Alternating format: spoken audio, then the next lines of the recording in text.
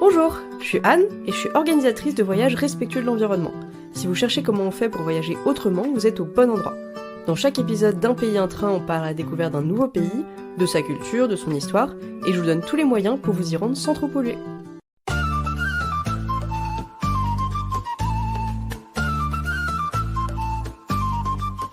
Bonjour tout le monde et bienvenue dans ce nouvel épisode d'Un pays, un train. Pour ce premier épisode, j'ai décidé de vous emmener dans un pays frontalier de la France, mais qu'on oublie souvent, et que d'ailleurs peu de gens ont visité, c'est le Luxembourg. Pour ma part, moi je m'y suis déjà rendue une dizaine de fois parce que j'y ai de la famille, mais en général les gens n'y sont pas trop allés. Donc pourquoi j'ai décidé de lancer ce podcast avec un pays aussi peu exotique, on va dire, j'aurais pu choisir de partir au bout du monde ou de choisir un pays un peu plus mainstream, eh bien c'est parce que c'est le premier pays au monde qui a fait un choix courageux, c'est-à-dire que depuis 2020, tous les transports publics sont gratuits au Luxembourg. Et donc voyager sans polluer, c'est devenu beaucoup plus facile au Luxembourg. On peut déjà commencer par quelques infos sur ce tout petit pays qui est coincé entre l'Allemagne, la France et la Belgique.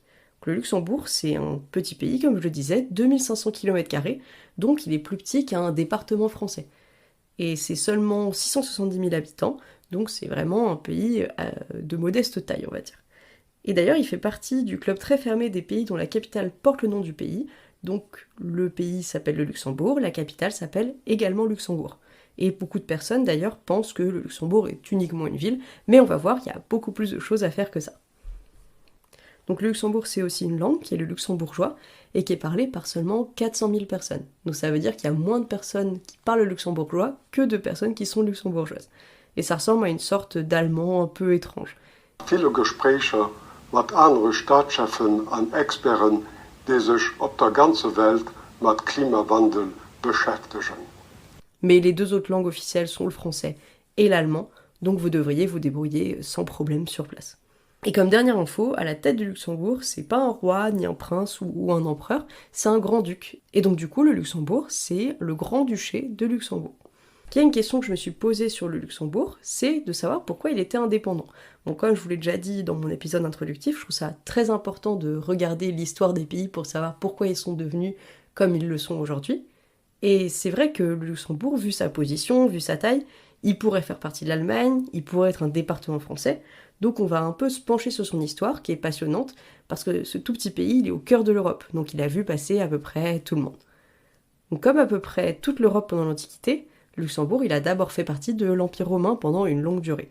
Et quand l'Empire romain est tombé, c'est les Francs qui ont pris le pouvoir, et ensuite le Luxembourg a fait partie du Saint-Empire romain germanique pendant très longtemps.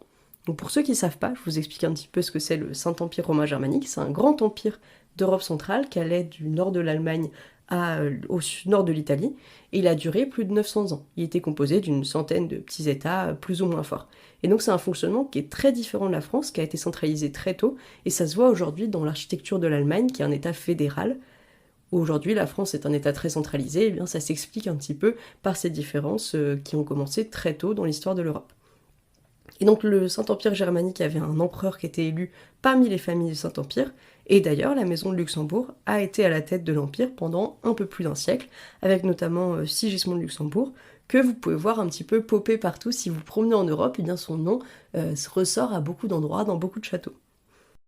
L'histoire du Luxembourg, bon, elle est un peu longue et tumultueuse, mais il devient ensuite une province des Pays-Bas au bout de quelques siècles, sous la domination espagnole. Ensuite, il est pris par les Français à l'époque de Louis XIV, qui laisse une citadelle Vauban qui est très belle d'ailleurs, qu'on peut encore visiter aujourd'hui. Il repasse aux mains des Espagnols, puis aux Autrichiens, puis pendant la Révolution, les Français annexent le Luxembourg, qui devient d'ailleurs le département 98 sous Napoléon. Bref, il change d'allégeance assez souvent. Et en 1815, enfin, il devient plus ou moins indépendant, tout en restant sous la tutelle du roi des Pays-Bas. Et donc à partir de ce moment-là, à part une petite annexion temporaire par la Belgique en 1830, il poursuit son chemin vers l'indépendance, et à partir de la fin du 19e siècle, eh bien, il est totalement indépendant, le grand-duc devient luxembourgeois, et les liens avec les Pays-Bas sont totalement coupés. Bon, le Luxembourg est neutre, mais malheureusement, l'Allemagne ne respectera pas trop la neutralité du Luxembourg, que ce soit en 1914 ou en 1940, et d'ailleurs le Luxembourg sera occupé pendant ces deux périodes, mais à partir de 1945, tout va bien pour le Luxembourg. Avec ses voisins européens, il a créé l'ancêtre de l'UE, la CEE, et il accueille même des institutions européennes. En général, c'est plutôt pour ça qu'on connaît le Luxembourg. Et c'est la troisième capitale de l'Europe aujourd'hui, avec Bruxelles et Strasbourg. Mais surtout, le Luxembourg, c'était une région qui était très rurale et pauvre, et il est devenu aujourd'hui un peu le pays de la banque, c'est-à-dire que toutes les banques viennent s'installer au Luxembourg parce qu'il y a des gros avantages fiscaux, ou en tout cas il y en avait il y a quelques années. Donc je vous avais dit, maintenant qu'on connaît un petit peu l'histoire de ce pays central en Europe, dans chaque épisode j'essaie d'inviter une personne qui a un lien avec le pays qu'on visite aujourd'hui. Et aujourd'hui j'ai la chance de recevoir quelqu'un qui connaît très bien le Luxembourg, parce qu'il y habite désormais depuis longtemps. C'est ma sœur Marie. Bonjour Anne. Et d'ailleurs on a la chance de pouvoir enregistrer en direct du Luxembourg aujourd'hui. Ouais, est-ce que tu pourrais nous dire ton lien avec le Luxembourg? Parce que comme moi, t'es française, on vient pas de l'Est de la France, donc a priori on n'a aucun lien avec ce pays. Qu'est-ce qui fait que t'es légitime à parler du Luxembourg? Alors, je sais pas si je suis légitime à parler du Luxembourg, mais je suis arrivée au Luxembourg en 2016, totalement par hasard. Je n'avais pas du tout l'intention de venir m'installer ici, je savais à peine où c'était situé sur la carte. Mais j'ai eu une opportunité de travail ici pendant 2 ans. Après, je suis restée parce que le pays me plaisait, j'ai rencontré des amis et celui qui est devenu mon mari aujourd'hui. Et donc je suis au Luxembourg depuis 8 ans. C'est vrai que moi, avant d'aller au Luxembourg, j'avais pas mal de clichés. C'est-à-dire que je pensais que c'était un pays de banque, où la vie est très chère, qui était pas très intéressant, tout petit, et industriel, dans l'idée de ce qu'on se fait de l'Est de la France. Moi, j'ai un peu appris à sortir de ces préjugés. Bon, il y en a certains qui restent vrais, parce que toute la partie sur le coût de la vie et les banques est vraie. Mais est-ce que selon toi, tous ces clichés sont vrais, maintenant que tu y es habité? Alors certains sont vrais. C'est vrai qu'il y a beaucoup de banques et beaucoup de gens qui travaillent dans la finance, mais il n'y a pas que ça. Il y a une blague qu'on aime bien faire au Luxembourg, c'est que à l'époque, c'était plutôt des champs et des agriculteurs, et donc on disait qu'à l'époque, on faisait du blé au Luxembourg, et bah, qu'aujourd'hui, on en fait toujours. Parce que à Kirchberg, là où il y a les banques et les institutions européennes, autrefois, il y avait des champs avec des moutons. Et il y a 10 ans, il y avait encore des moutons au pied des tours. Bon, si vous êtes là aujourd'hui, c'est surtout pour savoir comment on fait pour voyager au Luxembourg. Et comme on a commencé avec un pays frontalier, je me suis pas trop embêtée, il est hyper simple de se rendre au Luxembourg depuis la France. Donc, pour simplifier un petit peu, il y a 2 lignes de TGV qui vont vers le Luxembourg et 2 lignes de TER. Les TGV partent de Paris ou de l'axe Marseille, Lyon, etc. Et les TER partent plutôt de l'Est de la France, donc notamment de Nancy. Et il y a des trains directs depuis 29 gares en France. En fait, c'est assez facile de se rendre au Luxembourg. Il y a d'ailleurs 6 directs par jour depuis Paris et le trajet se fait en un tout petit peu plus de 2 heures.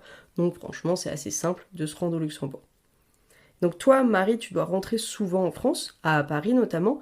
Est-ce que tu privilégies le train? Et si tu le fais pas, pourquoi? Alors il n'y a pas de tabou, hein, tu as le droit de ne pas prendre le train. Le but, c'est de comprendre pourquoi et connaître les difficultés et la réalité du terrain. Oui, quand on habite Paris, c'est très facile de prendre le train pour faire Paris-Luxembourg. C'est direct, enfin la plupart sont directs, parfois il faut s'arrêter à Metz.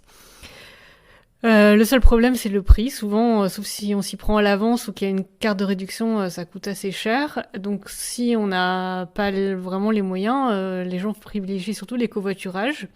Et c'est pratique si on va à Paris, mais si on veut aller à Bruxelles, par exemple, c'est 3 heures de train et 2 heures de voiture. Donc, le train est plus long que la voiture.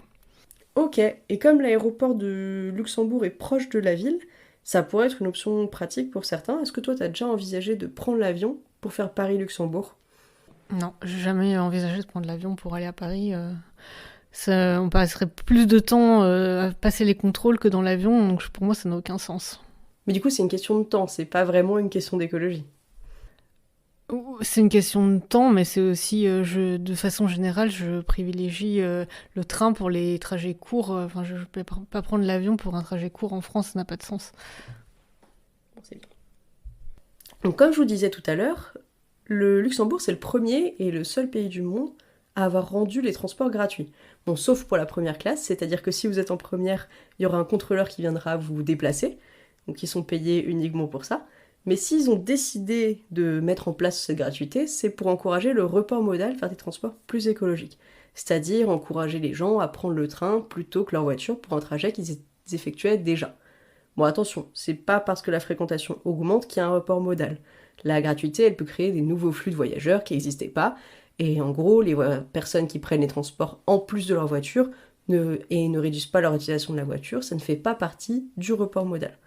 Et le Luxembourg, c'est le pays qui pollue le plus en Europe. Les gens ont la plus grosse empreinte carbone en Europe. C'est un endroit où les gens sont très attachés à leur grosse voiture. Donc Marie, toi qui utilises les transports en commun et qui a profité donc de la gratuité, est-ce que selon toi le report modal a marché et est-ce que la gratuité a changé quelque chose pour toi? Alors oui, je prends les transports en commun, mais la gratuité n'a rien changé pour moi parce que je les prenais déjà avant.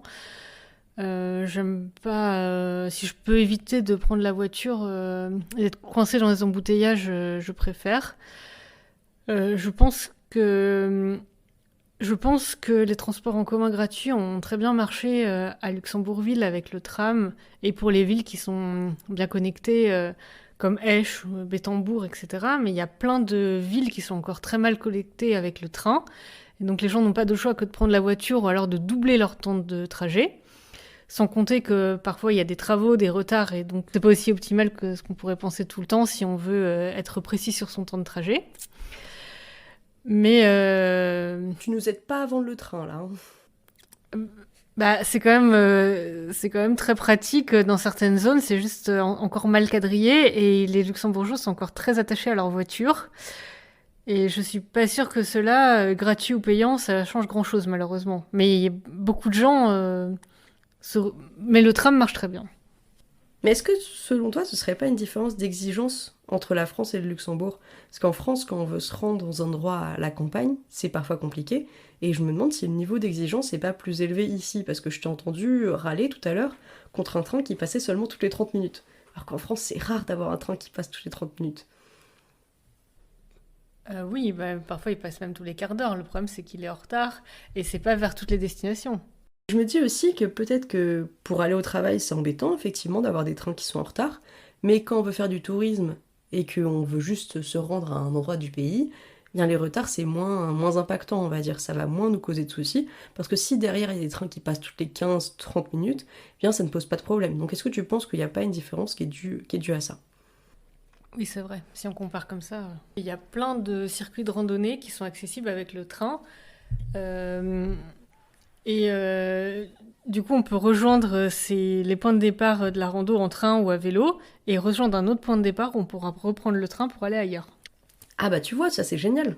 C'est sûr que moi, avec mon regard de française, le réseau luxembourgeois, moi je le trouve assez bon pour l'avoir emprunté. Et pour vous déplacer dans le pays a 6 lignes de train qui desservent surtout le sud. Et avec une offre de bus qui est associée et la possibilité d'emmener son vélo dans les trains d'ailleurs, on peut facilement parcourir le pays en transport en commun. Et d'ailleurs, vu les embouteillages, c'est même préférable de laisser sa voiture au garage. Bon, je vous fais quand même une petite minute écologie, je vais nuancer un peu.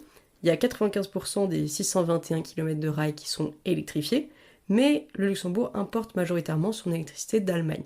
Donc l'électricité est produite majoritairement par des centrales à charbon au Luxembourg. Bon, malgré ça, prendre le train, ça reste plus écolo que de prendre la voiture, moins qu'en France, mais tout de même. Et d'ailleurs, quelques infos intéressantes sur le réseau, il date de la deuxième moitié du 19e siècle, et il est en écartement standard comme à peu près partout en Europe. Bon maintenant, je vous ai montré que c'était facile de vous y rendre, c'est facile de vous y promener une fois sur place, mais il faut qu'on discute de ce qu'il y a à faire au Luxembourg, parce que c'est vrai, si c'est facile d'y aller, eh bien il faut qu'il y ait des choses intéressantes à voir quand même. Bon, de mon côté, je suis allée 7 ou 8 fois au Luxembourg, finalement j'ai pas visité autre chose que les trucs de touristes. C'est-à-dire que je connais très bien la ville de Luxembourg, son marché de Noël notamment, où j'ai été récemment. D'ailleurs, il est moins fréquenté que ceux d'Allemagne. Bon, j'ai attendu 5 minutes pour avoir ma saucisse et non pas 1 heure comme en Allemagne, donc c'est assez sympathique. J'ai aussi visité le Grund, qui est la ville basse de Luxembourg, qui est assez sympa également. La forteresse Vauban, dont je vous parlais tout à l'heure, qui a été construite par les Français au XVIIIe siècle. J'ai aussi pas mal visité la ville d'Esch-sur-Alzette. Bon, ça, je la conseillerais pas forcément pour une première visite, c'est pas forcément un des points les plus touristiques de Luxembourg. Et j'ai aussi vu le château de Vianden, au nord du pays, qui est un château fort, qui est très, très intéressant aussi. Et son architecture extérieure est assez sympa. De mon côté, même si j'y suis allée pas mal de fois déjà, j'aimerais bien retourner au Luxembourg quand même, et je vous encourage à aller découvrir ce petit pays, parce qu'il est facilement accessible. Même pour un petit week-end, une escapade depuis Paris ou depuis l'Est de la France, c'est assez facile d'accès, donc assez facile à visiter. Et donc Marie, toi, est-ce que tu pourrais nous dire ce que tu nous conseilles de visiter au Luxembourg quand on ne connaît pas? Est-ce que tu as des suggestions par exemple? Effectivement, je conseillerais de commencer par Luxembourgville et le Grund, qui est donc classé à l'UNESCO et qui est la vieille ville. Après, si vous aimez les musées, il y a le Mudam qui est situé au Kirchberg.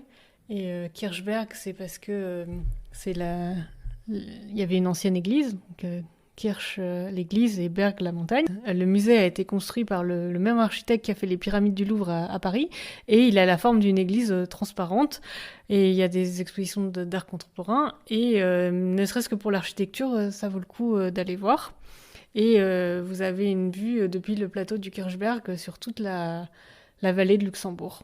À côté, il y a le musée de la forteresse du temps où Luxembourg était entouré par la forteresse pour se défendre, construite par Vauban. Et il y a tout un circuit Vauban en ville que vous pouvez suivre pour avoir une belle vue depuis la corniche et découvrir l'histoire de Vauban et de la forteresse qui a été construite à Luxembourg. Ensuite, si vous allez au nord, il y a le lac d'Esch-sur-Sûre, qui est aussi un joli coin du pays. Et à l'est, c'est la Moselle, où il y a des vignes qui sont très jolies. Et vous pouvez découvrir Schengen, où ont été signés les accords de Schengen de l'Europe. Et c'est un joli petit village. Et en plus, si vous aimez l'histoire, il y a un petit musée de l'Europe Et vous pouvez vous amuser à reconnaître les drapeaux européens, c'est assez rigolo. Ok, super. Et est-ce que tu aurais autre chose à nous dire pour nous donner envie d'aller au Luxembourg? Parce que de mon côté, la prochaine fois que je reviens, j'aimerais bien aller explorer le Mullertal, la petite Suisse luxembourgeoise, parce qu'on a traversé aujourd'hui, et c'était vraiment sympa, donc j'aimerais bien y retourner. Mais est-ce que tu as des choses, toi, à nous conseiller pour nous donner envie d'aller au Luxembourg? Il y a Esch-sur-Alzette et le fond de Gras, où il y a un train 1900 qui marche à la vapeur et un train de la mine, comme à l'époque. Et vous pouvez découvrir l'ambiance d'une gare de 1900. Et en septembre, il y a un festival steampunk. Ok. Pour info, du coup, le Luxembourg est dans l'Union européenne, donc il n'y a pas de conditions particulières d'entrée. La monnaie, c'est l'euro. Vos téléphones vont marcher si vous venez de France, donc il n'y a aucun souci à se faire de ce côté. Donc voilà, pas de conditions d'entrée particulières sur le territoire. Et Marie, du coup, est-ce que tu aurais un dernier truc à nous dire pour nous donner envie d'aller dans ce pays qu'est le Luxembourg? Le Luxembourg est un pays à taille humaine avec une grande diversité de paysages. Si vous aimez le patrimoine, à part Luxembourgville, c'est peut-être pas l'endroit où il faut venir, mais si vous aimez la nature, en revanche, il y a de très belles forêts sur tout le pays et de très belles randonnées qui sont accessibles en train. Bon, on peut pas dire que ce soit un pays de montagne quand même, hein. Oui, non, c'est pas un pays de montagne, mais il y a des jolies forêts et des jolies randonnées. Et on y mange bien. Oui, il y a surtout des saucisses, hein. Des saucisses, oui, donc ça peut être la nourriture typique luxembourgeoise ou de n'importe quel type de nourriture, mais il y a plein de bons restaurants. Et les luxembourgeois, oui, aiment bien boire, manger. Donc après une bonne randonnée, vous pouvez aller profiter d'une saucisse au vin et d'une bière dans un café ou un chocolat chaud. Ok, et pour finir, est-ce que tu peux nous donner envie d'y aller en train? Oui, c'est très facile de venir de France jusqu'à Luxembourg en train, notamment depuis Paris ou Metz. Il faut juste s'y prendre à l'avance pour avoir des prix corrects. Et à l'intérieur du pays, selon où on va, c'est bien relié et c'est gratuit. Et il y a des trains toutes les 15 minutes à peu près. Et on peut traverser tout le pays du sud au nord. Ça prendra 1 heure, mais 1 heure de train direct. D'accord, merci beaucoup Marie d'avoir été là, d'avoir bien voulu participer à cet épisode. De rien, Anne. J'espère que cet épisode vous aura donné envie de visiter le Luxembourg. Dites-moi ce que vous en avez pensé. D'ailleurs, si vous aviez déjà visité le Luxembourg et quels endroits vous avez plu. S'il y a des endroits dont j'ai pas parlé et que vous pensez recommander, parlez-moi-en aussi. Et dites-moi aussi quel pays vous aimeriez bien visiter la prochaine fois. Et je vous dis à bientôt quelque part dans le monde, que ce soit à pied, en bus ou en train de la mine, mais surtout sans trop de CO2. Au nom de l'équipage TGV Nuit, je vous remercie pour votre confiance et vous souhaite une bonne soirée à Luxembourg.